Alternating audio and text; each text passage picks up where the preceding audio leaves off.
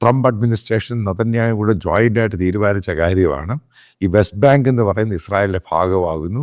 അതുപോലെ ലെബനൻ ഭാഗത്തു നിന്ന് ലെബനീസ് ഇപ്പോഴത്തെ പ്രസിഡന്റ് പറഞ്ഞിട്ടുണ്ട് ഇസ്രായേലി സേന ഒഴിയണമെന്ന്. പക്ഷേ അത് അമേരിക്ക വളരെ പുച്ഛത്തോടാണ് തള്ളിയിരിക്കുന്നത്. തൽക്കാലം ഒഴിയണ്ട എന്നുള്ളതാണ് അമേരിക്കയുടെ ഇസ്രായേലിൻ്റെയും മറ്റ് ലോകരാജ്യങ്ങളും പറയുന്നത്. പക്ഷേ ഫ്രാൻസ് പറഞ്ഞു അത് ഒരു ഡിസ്കസ് ചെയ്ത് എത്രയാണ് ബഫർ സോൺ ഇസ്രായേലിന് വേണ്ട അതനുസരിച്ച് പ്രവർത്തിക്കുക. കാരണം ഇമാനുവൽ മാക്രോൺ കഴിഞ്ഞ ഒരാഴ്ച മുമ്പ് ലെബനനിൽ വന്നൊരു വലിയൊരു വിസിറ്റായിരുന്നു. ആദ്യമായിട്ടാണ് ഒരു സീനിയർ യൂറോപ്യൻ ലീഡർ ലെബനനിൽ വരുന്ന ഈ പറയുന്ന ഈ ഹിസ്ബുള്ള എല്ലാം നശിച്ച ശേഷം ആസാദെല്ലാം പോയ ശേഷം. അതേപോലെ തന്നെ സിറിയയുടെ ഭാഗത്തും അപ്പോൾ അതിൻ്റെ ഡമാസ്കിൻ്റെ അടുത്ത് വരെ ഗോലൻ ഹൈറ്റ്സ് പിടിച്ചിട്ടുണ്ട്.